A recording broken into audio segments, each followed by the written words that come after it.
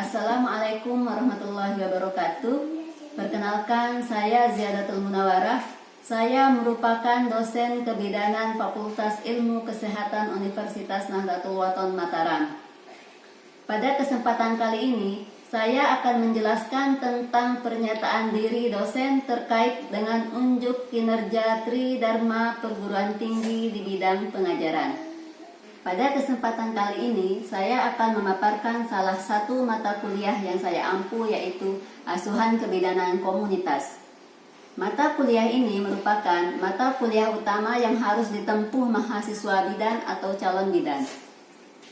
Mata kuliah Asuhan Kebidanan Komunitas ini terdiri dari 4 SKS, 2 SKS teori dan 2 SKS praktik. Capaian pada mata kuliah ini adalah pada akhir perkuliahan, peserta didik harus mampu memahami dan menjelaskan konsep kebidanan komunitas. 2. Mampu menjelaskan konsep promosi kesehatan, kesehatan masyarakat, dan PHC.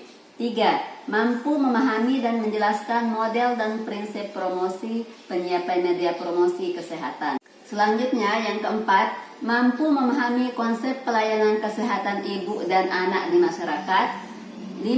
Mampu memahami program kesehatan yang terkait dalam meningkatkan status pelayanan kesehatan ibu dan anak. 6. Mampu memahami sistem jaminan pelayanan kesehatan. Dan yang terakhir, mampu memahami dan menjelaskan epidemiologi dan statistik dasar yang terkait dengan praktik kebidanan ekologi manusia dan perilaku manusia serta cultural awareness. Mata kuliah yang akan diberikan pada Asuhan Kebidanan Komunitas ini adalah: pertama, konsep dasar kebidanan komunitas. Kedua, peran, fungsi, dan tanggung jawab bidan di komunitas. Ketiga, pengelolaan program pemerintah yang berkaitan dengan KIA-KB di wilayah kerja. Yang keempat, monitoring dan evaluasi kegiatan pelayanan kebidanan komunitas. Selanjutnya, yang kelima, menjelaskan manajerial asuhan kebidanan di komunitas baik di rumah, posyandu, dan polling desk dengan fokus making pregnancy safer. Keenam, menggerakkan dan meningkatkan peran serta masyarakat. Dan ketujuh, aspek perlindungan hukum bagi praktisi bidan komunitas. Kedelapan, masalah kebidanan di komunitas. Kesembilan, pemberdayaan masyarakat. Kemudian yang ke-10, pendokumentasian asuhan kebidanan komunitas. Dan yang terakhir, ke-11, manajemen terpadu balita sakit atau MTBS. Untuk sistem atau mode perkuliahan yang saya gunakan adalah offline dan online. Pada offline, saya menggunakan aplikasi Zoom Meeting dan Google Classroom. Dan untuk metode yang saya gunakan adalah ceramah, tanya jawab, diskusi kelompok, dan praktikum. Di awal perkuliahan, saya melakukan kontrak perkuliahan. Pada saat kontrak perkuliahan ini, saya memberikan tugas kepada mahasiswa untuk membuat makalah yang akan didiskusikan dan dipresentasikan pada saat pertemuan selanjutnya sebelum saya memberikan materi. Pada saat praktik, mahasiswa dituntut untuk melakukan praktik kebidanan komunitas. Interaksi dosen dengan mahasiswa menjadi poin utama dalam proses perkuliahan ini. Hal ini bisa diimplementasikan dalam aktivitas diskusi dan presentasi. Untuk sistem penilaiannya dapat dilakukan dengan kuis, absensi, UAS, UTS, dan tugas. Demikian pemaparan yang saya lakukan. Berikut ini video saya waktu mengajar di kelas secara tatap muka. Bismillah, kami Andi. Assalamualaikum warahmatullahi wabarakatuh. Waalaikumsalam warahmatullahi wabarakatuh. Gimana kabarnya adik-adik? Alhamdulillah. Lanjutkan pertemuan kita yang minggu lalu ya, aspek komunitas. Oke, sekarang kita masuk ke materi, yaitu menggerakkan dan meningkatkan peran serta masyarakat. Sebelumnya, adakah yang tahu apa sih yang dimaksud dengan peran serta masyarakat? Ibu, Ya, Zahra. peran serta masyarakat itu yang dimana suatu proses yang dimana individu, keluarga, masyarakat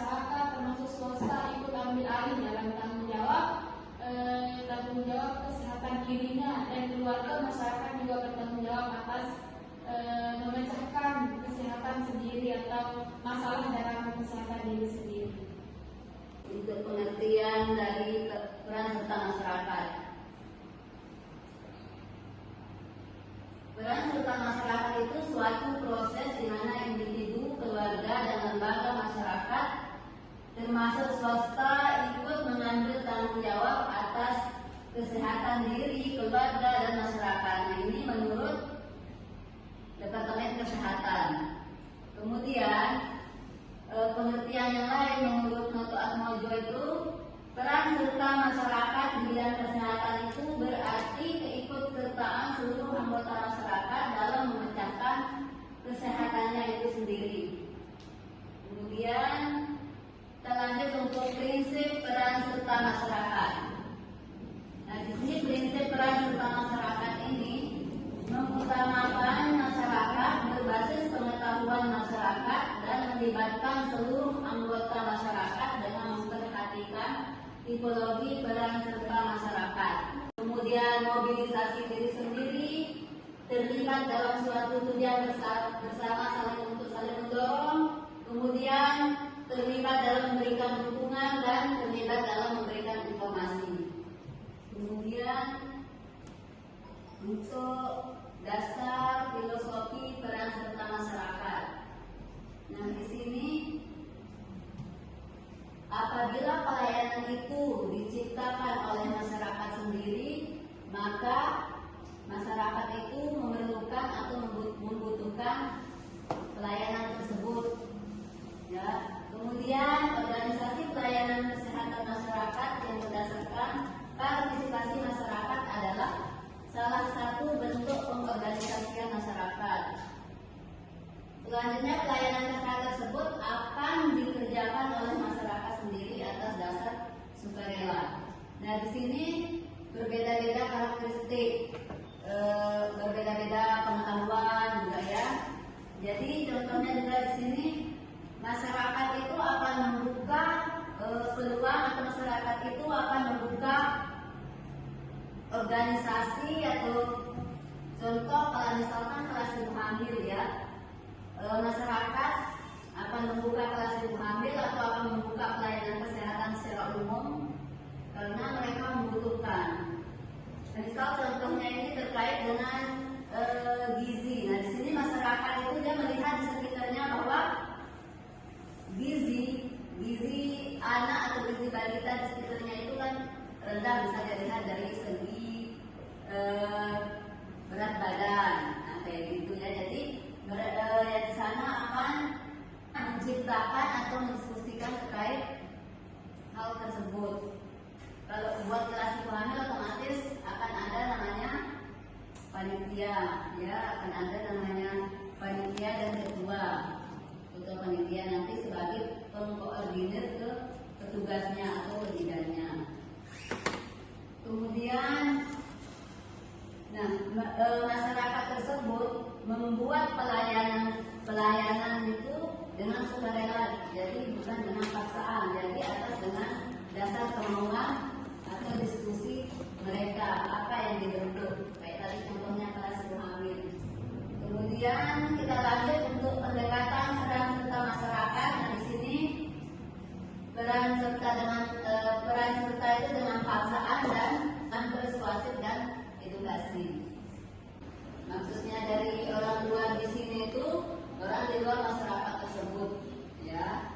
Jadi contohnya misal dari pihak kesehatan atau dari bidan, jadi harus selalu ada motivasi dari luar dan dalam.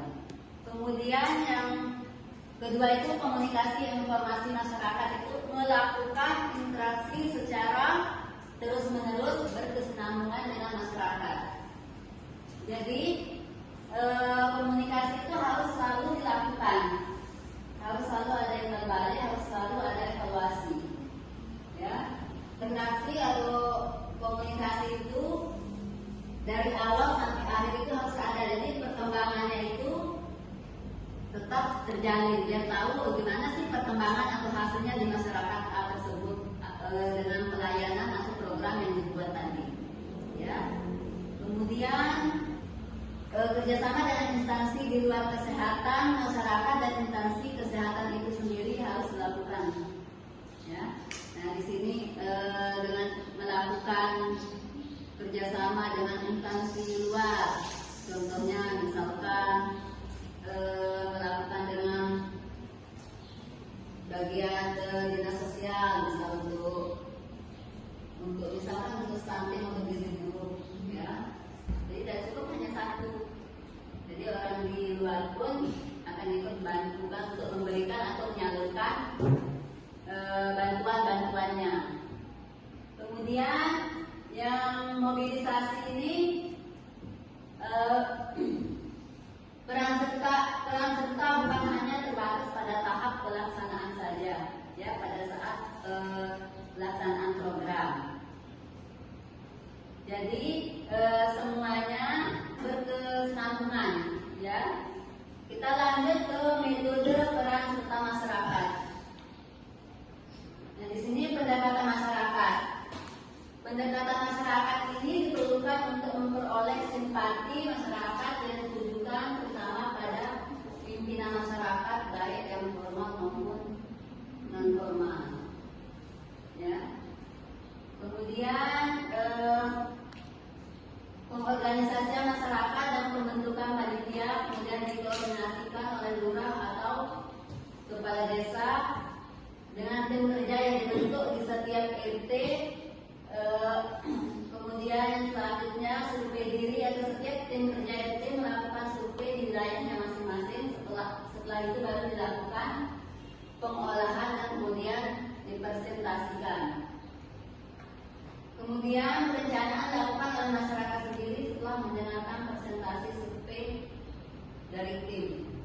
Nah, kemudian untuk pelatihan dan evaluasi. Nah, untuk pelatihan itu untuk kader kesehatan dilakukan secara sukarela, harus dipimpin oleh dokter puskesmas. Kemudian untuk yang evaluasi, jadi untuk evaluasi ini untuk menyusun perlu ditetapkan kriteria keberhasilan suatu program secara sederhana yang mudah dilakukan oleh masyarakat. Dilakukan pendekatan masyarakat dulu, ya, tertuju terutama pada pemimpin. Nah, setelah itu baru dilakukan, setelah melakukan pendekatan nanti dilihat kan apa keperluan apa yang dibutuhkan masyarakat tersebut. Kemudian baru akan dilakukan pembentukan koordinasi atau pembentukan panitia di dalam masyarakat tersebut. Nah, setelah itu baru dicarilah atau perencanaan program. Program apa sih yang cocok di masyarakat A? Program apa yang memang dibutuhkan? Nah, kemudian setelah itu sudah ditemukan ini program yang dibutuhkan oleh masyarakat. Misalkan contohnya kembali lagi kayak tadi yang dibutuhkan masyarakat, misalkan karena di masyarakat A itu atau di kampung A itu banyak yang hamil, jadi dibutuhkan kelas ibu hamil, ya. Nah, jadi itu yang dibutuhkan. Kemudian setelah dilakukan survei itu kemudian diolah. Nah, baru setelah diolah baru dipresentasikan tadi.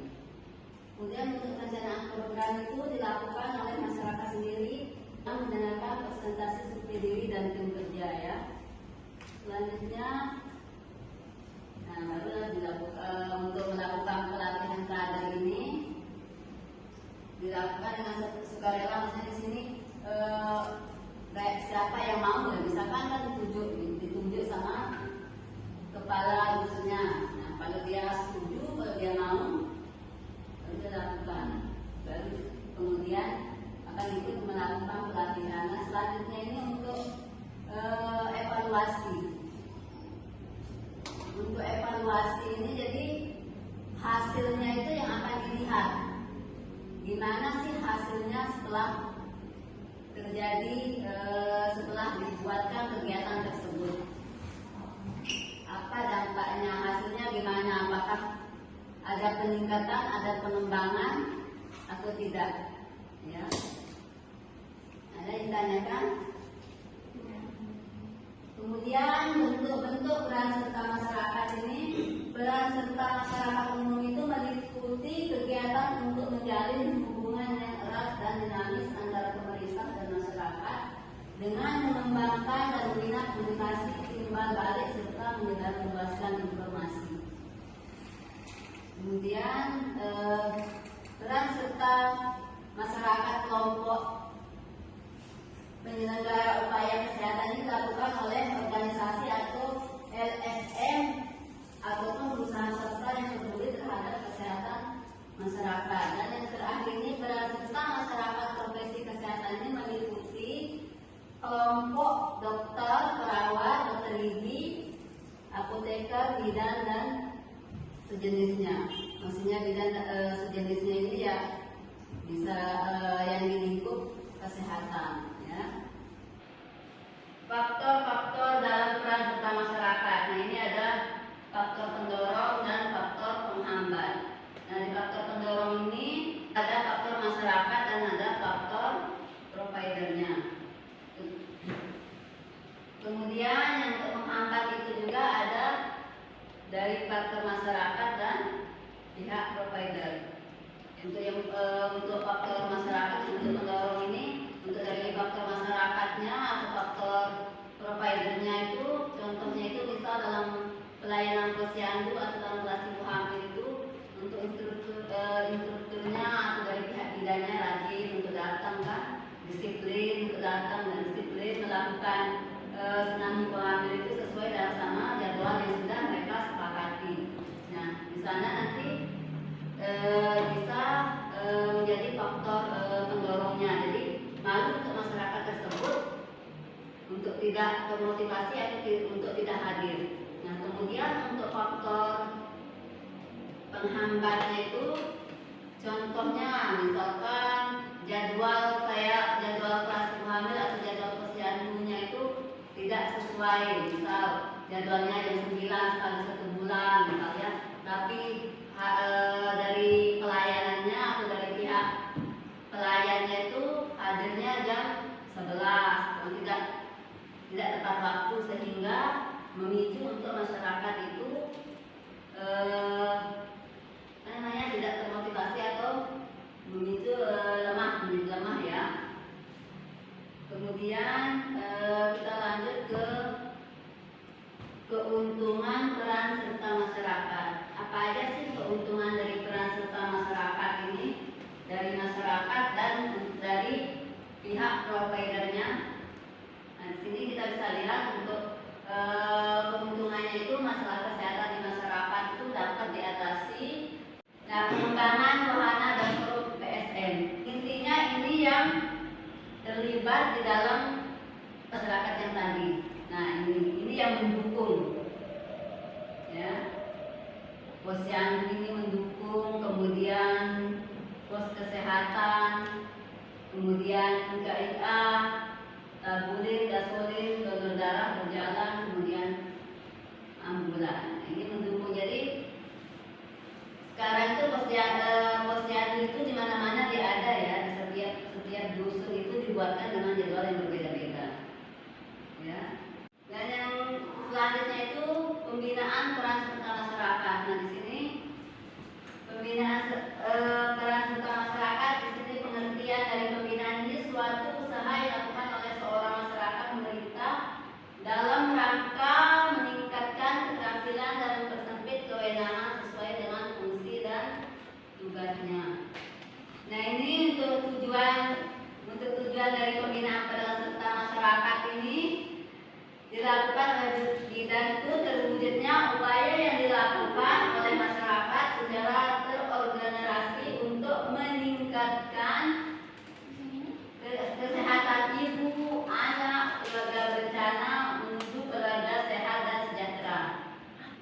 Menurut Melanie, untuk mencapai tujuan tersebut, jadi peningkatan peran pimpinan di masyarakat untuk mendorong dan mengarahkan masyarakat dalam setiap usaha kesehatan ibu, anak, dan keluarga berencana. Dan selanjutnya, peningkatan dan kesadaran serta kemampuan masyarakat dalam pemeliharaan perbaikan dan peningkatan keluarga, terutama kesehatan ibu, anak, dan keluarga. Dan selanjutnya dorongan masyarakat untuk mengenali potensi tersedia yang dapat dimanfaatkan untuk mendukung kesehatan masyarakat. Nah, ini adalah langkah-langkah atau langkah pembinaan peran serta masyarakat di sini. Ada untuk melaksanakan penggalangan, kemudian pimpinan dan organisasi di masyarakat melalui dialog untuk mendapatkan dukungan.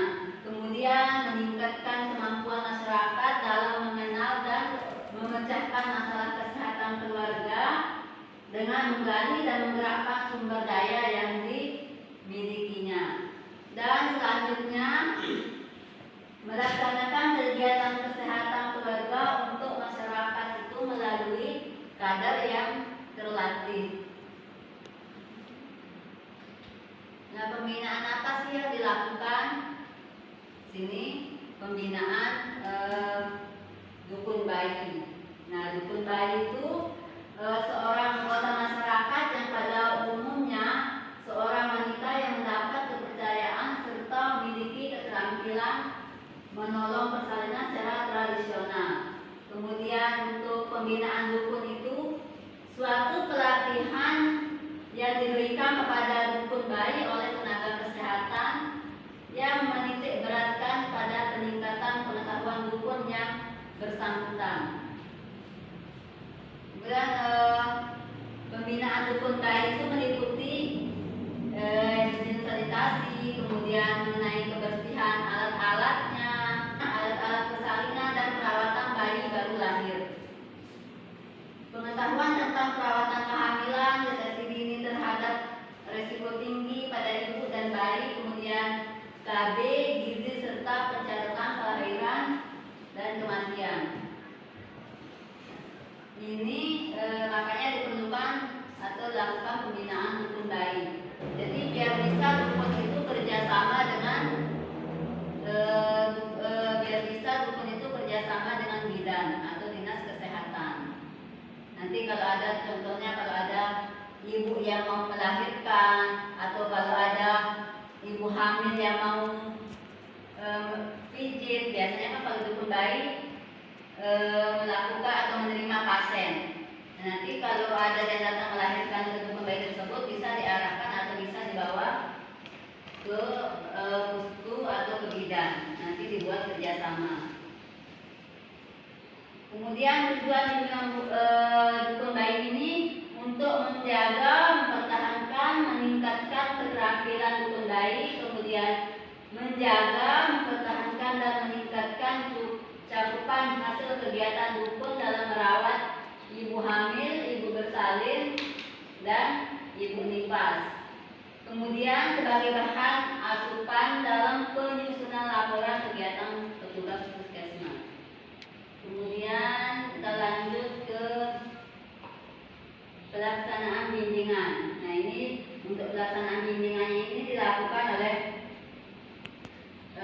petugas gizi, kemudian petugas imunisasi, bidan, kemudian dokter, perawat, ya. Ini yang melakukan pelaksanaan bimbingan yang bertugas. Kemudian tempat pembinaannya itu di Posyandu pada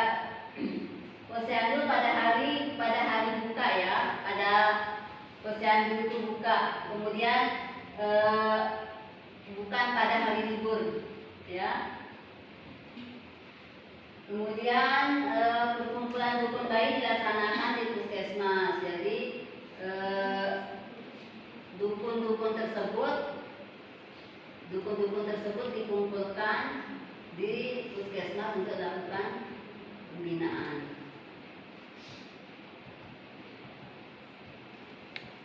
Yang ini untuk waktu pelaksanaan dukun bayi. Saat kunjungan supervisi petugas puskesmas di Posyandu di desa tempat tinggal dukun tersebut, ya. Nah, di sana baru dilakukan. Kemudian pertemuan rutin yang telah disepakati Kemudian waktu-waktu lain saat bertugas bertemu dengan dukun bayi, saat mendampingi dukun bayi waktu menolong persalinan. Ya. Kemudian kadar kesehatannya. Nah ini kadar kesehatan ini laki-laki atau perempuan yang dipilih oleh masyarakat dan dilatih untuk menangani masalah-masalah kesehatan perseorangan maupun masyarakat untuk bekerja dengan hubungan yang dekat dengan tempat pemberian pelayanan kesehatan. Ini yang dimaksud dengan kader kesehatan. Apa saja sih peran dan fungsi kader itu? Nah, sini peran dan fungsi kader itu sebagai pelaku penggerakan masyarakat. Di sini perilaku hidup bersih, ya. Kemudian pengamatan terhadap masalah kesehatan di desa, kemudian upaya kesehatan lingkungan, selanjutnya peningkatan kesehatan ibu, bayi, dan anak balita. Dan yang terakhir ini pemasyarakatan keluarga sadar gizi. Nah ini adalah peran dan fungsi dari kader. Secara umum tugas kader itu di beberapa negara itu hampir sama, ya. Untuk pertolongan pertama pada kecelakaan dan penanganan penyakit yang ringan, kemudian melakukan pengobatan sederhana, kemudian pemberian motivasi dan sasaran pada ibu-ibu sebelum dan sesudah melahirkan, menolong persalinan, pemberian motivasi dan sasaran tentang perawatan anak. Kemudian selanjutnya memberikan motivasi dan peragaan tentang gizi, kemudian program penimbangan balita dan pemberian makanan tambahan. Kemudian pemberian motivasi tentang imunisasi dan bantuan pengobatan Gambia, Papua New Guinea dan Sudan. Tugas kader itu juga pemberian motivasi KB, pembagian alat-alat KB dan lain sebagainya. Ini adalah kader itu bisa kita katakan sebagai asisten bidan. Kemudian persiapan dari pelatihan kader. Nah, yang dipersiapkan dalam pelatihan kader ini adalah calon kader yang akan dipilih, kemudian waktu pelatihan sesuai dengan kesepakatan bersama, kemudian tempatnya ya harus bersih, ya. Kemudian luas, kemudian terang, kemudian adanya perlengkapan yang memadai untuk melakukan pelatihan ini, kemudian pandangan yang cukup dan adanya tempat praktek. Jenis materi apa saja sih yang didapatkan oleh kader? Di sini pengantar tentang posyandu, kemudian persiapan posyandu, kesehatan ibu dan anak, keluarga berencana, imunisasi, kemudian gizi, kemudian penanggulangan diare, dan pencatatan dan pelaporan. Karena tugas kader memang yang banyak kita tahu, ya, pasti mencatat dan melaporkan sasaran. Nah ini adalah hal-hal yang disampaikan oleh hal-hal yang disampaikan dalam pembinaan ini adalah pemberitahuan ibu hamil untuk bersalin di tenaga kesehatan. Jadi kita harus melakukan bidan siaga, ya. Kemudian pengenalan tanda bahaya kehamilan, persalinan dan nifas serta rujukannya biar kadernya juga tahu. Kemudian penyuluhan gizi dan keluarga berencana, kemudian pencatatan kelahiran dan kematian bayi atau ibu.